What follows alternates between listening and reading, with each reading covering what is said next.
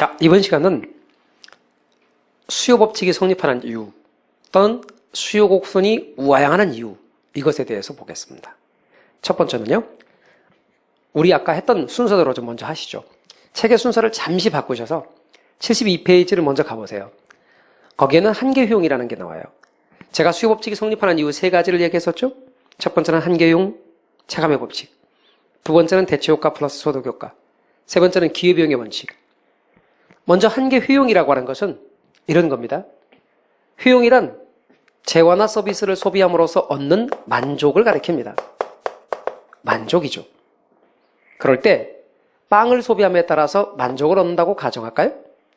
그럼 빵과 효용과의 관계를 그림으로 나타낸 겁니다. 빵과 효용과의 관계를 그림으로 표시하면 이와 같은 형태의 그림이 그려질 수 있습니다. 가로축에는 빵, 세로축에는 효용입니다. 총효용. 그럼 빵의 개수를 늘림에 따라서 배가 무지 고픈 사람이 빵을 먹는데 빵을 몇 개까지 먹을 수 있냐면 5개까지 먹을 수 있다고 하겠습니다. 5개 먹을 수 있잖아요. 그죠? 네, 남자분들은 5개 먹을 수 있고 여자분들은 2개를 먹을 수 있죠. 2개를. 사람들이 보는 데서는 2개를 먹고 안 보는 데서 3개를 더 먹죠. 그래서 남녀 공이 토탈 5개를 먹을 수가 있습니다. 자, 그럼 이제 빵을 먹어감에 따라서 빵의 개수를 이렇게 늘려요. 빵 개수를 늘림에 따라서 그에 따라서 효용이 어떻게 되는가 봤더니 제일 첫 번째 빵에서 가장 만족이 더 높아요. 진짜 만족이 높죠. 근데 두 번째 빵, 세 번째 빵으로 가면 갈수록 만족은 어떻게 돼요? 점차 줄어가요. 그래서 만족이 가장 높은 여기는 이 부분에 와서는 처음에는 만족이 높은데 점점 만족이 줄어가더란 얘기죠. 이게 정상적인 효용 곡선이지 어떤 사람의 효용 곡선이 만일 이렇게 생겼다면 이건 어떻게 되겠어요? 첫 번째 빵보다 두 번째 빵이 더 좋고 세 번째 빵이 더 좋고 네 번째 빵이 더 좋고 이건 정상적인 사람 아니죠. 빵 먹는 짐승 얘기죠. 아마 빵과 효용과의 관계는 이렇게 그려야 정상일 거예요. 그러면 빵과 효용과의 관계를 저런 식으로 그림을 그렸다면 이때 가로축에는 빵을 한 개씩 늘린 것이고 빨간색은 추가적인 효용인데 이 추가적인이라는 개념이 뭐냐면 한 개예요. 한 개. 부동산학에서 한 개라는 말이 제법 등장합니다. 그럼 한 개라는 말이 무슨 뜻이냐? 두 가지 의미가 있어요. 첫 번째는 추가한다는 의미가 있고요.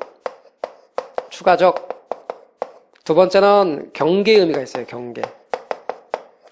추가한다는 말은 무슨 뜻이냐면 추가적인 효용. 빵 하나를 추가로 먹었을 때 추가적으로 얻는 효용, 그런 뜻이에요. 그러니까 추가적인 효용, 한 개 효용. 추가적인 생산, 한 개 생산. 추가적인 비용, 한 개 비용. 추가적인 수입은 한 개 수입.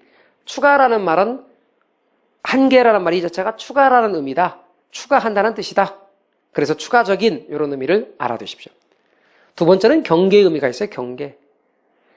예컨대 집약적으로 이용하다가 더 이상 집약적으로 이용하면 안 되는 점은 집약 한계.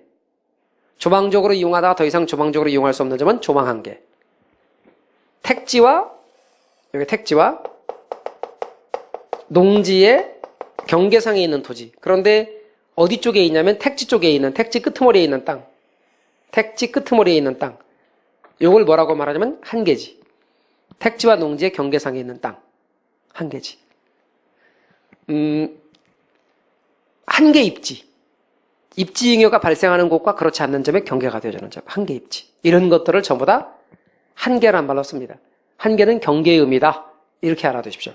그래서 여러분께서는 부동산학에서 한계란 말이 자주 등장한다는 걸 알아두시고 그럼 한계 효용이 어떻게 되거나 볼까요? 점점 줄어가죠. 이걸 그림으로 그리면 어떻게 될까요? 가로수에는 빵의 양을 두고 빵입니다. 빵의 개수를 늘림에 따라서 한계 효용이 어떻게 되나 보니까 추가적인 효용, 저기 있는 빨간색의 높이를 이쪽에 와서 그리면 이렇게 될 거다 그런 얘기죠. 그럼 첫 번째 빵에서 얻는 만족은 이만큼 아주 높고 점점 그 빵에서 얻는 만족이 줄어가더라 그런 얘기예요. 네? 한계 효용이 점차 줄어가잖아요. 이 이야기는 무슨 얘기예요? 수요 곡선이 한계 효용 곡선인데 이쪽의 가격 단위가 원입니다. 이쪽엔 수량 양입니다. 그런데 물건의 개수가 많아짐에 따라서 이 소비자는 내겠다는 금액이 준다는 거예요. 왜? 그 물건으로부터 얻는 만족이 줄기 때문에. 그래서 한계효용이 체감하기 때문에 수요곡선은 우하향의 모양이 된다. 그리고 효용이라고 하는 것을 돈으로 환산한 게 편익이에요, 편익. 그러니까 정확하게 말하면 수요곡선은 효용을 돈으로 환산한 곡선, 한계 편익 곡선이죠. 그래서 수요곡선이 우하향하는 이유를 대시오. 그러면 한계효용, 체감의 법칙 이렇게 말할 수 있어요. 첫 번째는 한계효용이 체감하기 때문에 수요곡선은 우하향의 모양이 된다. 이렇게 알아두십시오. 한계효용, 체감의 법칙이 있습니다. 두 번째는요. 대체효과와 소득효과라고 그랬죠? 대체효과, 소득효과 얘기 좀 합시다. 69페이지로 돌아오십시오. 자, 69페이지로 돌아오시면 대체효과 플러스 소득효과 때문에 수요곡선은 또 역시 우하향의 모양이 된다. 이런 얘기입니다. 자, 순서를 바꾸는 이유는 전체적인 흐름에 맥을 연결시키기 위해서 그렇게 해놨어요.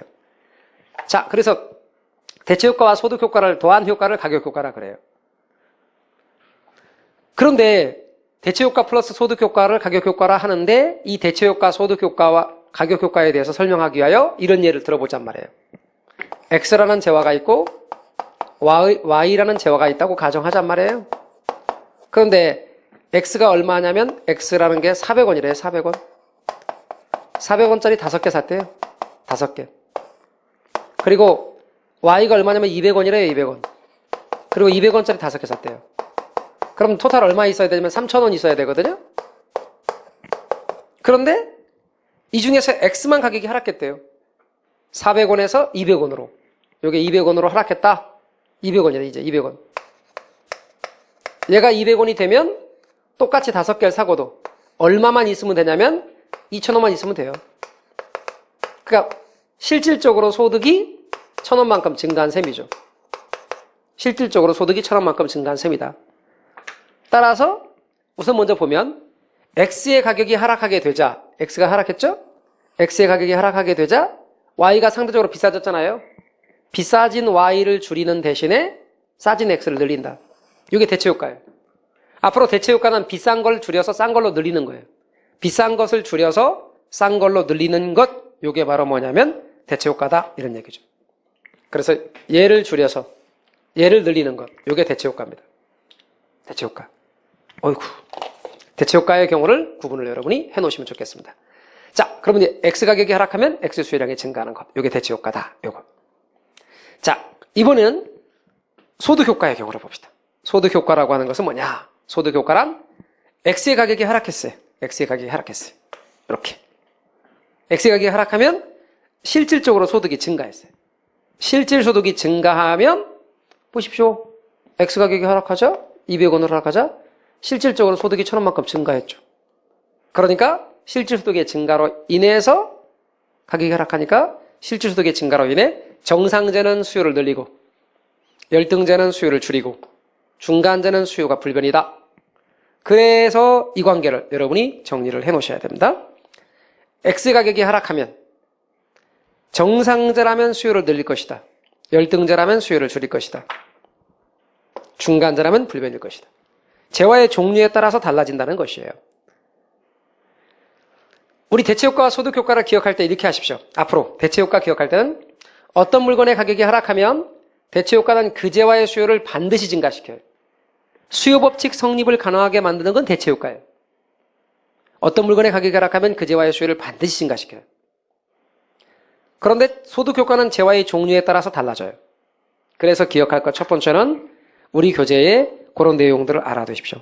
자, 대체효과의 경우와 소득효과가 있는데 69페이지에 보시면 가격효과 부분에 그런 얘기를 하고 있죠. 자, 가격효과 세 번째 줄에 내려오시면 따라서 다음부터 다른 조건이 일정 불변일 때 한 상품의 가격이 하락하면 대체효과는 언제나 그 상품의 구입량을 증가시키지만 소득효과는 상품의 종류에 따라서 달라진다. 꼭 알아두십시오. 그래서 이걸 먼저 알아두시고 그 다음 외우실 땐 이렇게 하십시오.